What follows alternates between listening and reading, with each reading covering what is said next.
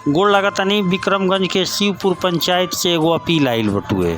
विक्रमगंज प्रखंड के शिवपुर पंचायत के विकास के झलक के एक नज़र जान ली। विक्रमगंज प्रखंड के ग्राम पंचायत शिवपुर से मुखिया पद के महिला उम्मीदवार श्रीमती श्वेता सिंह पति अमित कुमार सिंह, जिनकर चुनाव चिन्ह कलम दवात छाप बा, यहाँ के शिवपुर पंचायत में भइल विकास के काम और लोग के बीच में हरदम उपस्थिति के आधार पे एह बार अपना पक्ष में मतदान करे के अपील कर रहल बानी। अपना पति अमित सिंह के द्वारा कइल गइल विकास के काम के मुकाम तक पहुँचावे के संकल्प लेके यह पंचायत के जनता से अपील कइले बानी कि हम रउरा लोग के मान सम्मान में कोनो कमी ना आवे देब। व्यवस्था के नाम पे चाहे वो बच्चा के बात होखे, चाहे वो नौजवान भाई के बात होखे, चाहे वृद्ध या महिला के बात होखे, सब लोग के स्वास्थ्य सुरक्षा के साथ ही रोजगार पे हमार हरदम नज़र रही। शिक्षा के क्षेत्र में कोनो कमी ना आवे देब।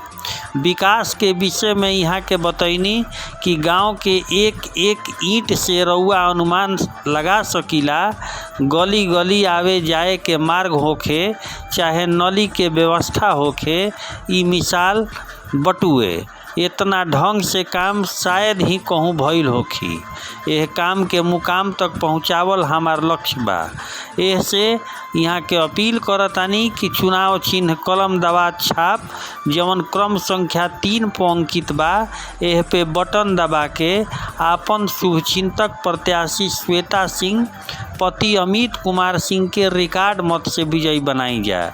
ई जीत खाली श्वेता सिंह के ना, अमित कुमार सिंह के ना होई, बल्कि ई जीत यह पंचायत के समस्त जनता के जीत होई।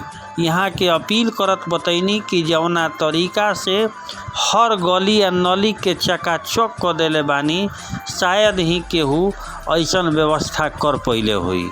एकरा अलावे हमरा यहाँ ना बूढ़ा, ना बच्चा, ना वृद्ध जे भी आस लेके आवेला ओकर आस के पूरा यहाँ के करी ना। ऐसे यहाँ के अपील कइले बानी, श्वेता सिंह अपील कइले बानी कि यहाँ के कलम दबात छाप पे मोहर लगा के विजयी बनाई, कलम दबात छाप पे बटन दबा के विजयी कराई। बहुत बहुत धन्यवाद।